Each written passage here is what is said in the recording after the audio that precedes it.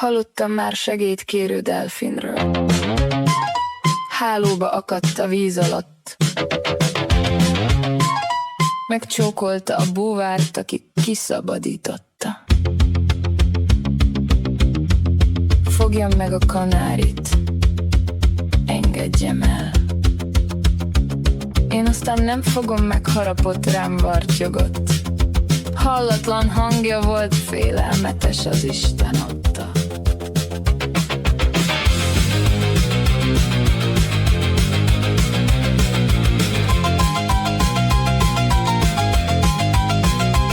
Testpet hajmakat, mi senyitől lesz picsába el. Nem hárít keret is, vesszen minden varjú háj.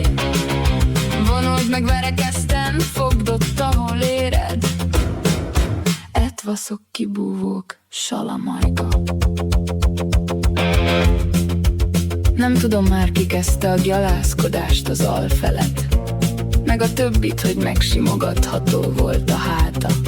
Az egész madár az.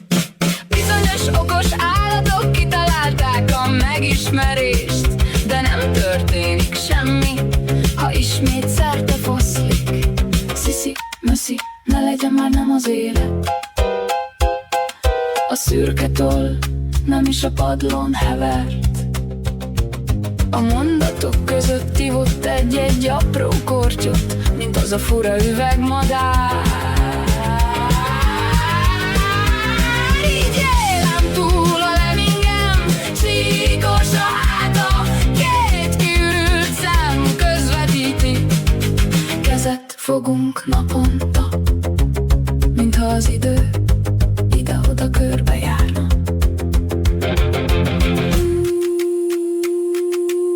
Ujjaim alatt a hát mintázata nyugodt volt, hogy fogja, ne tartsa úgy.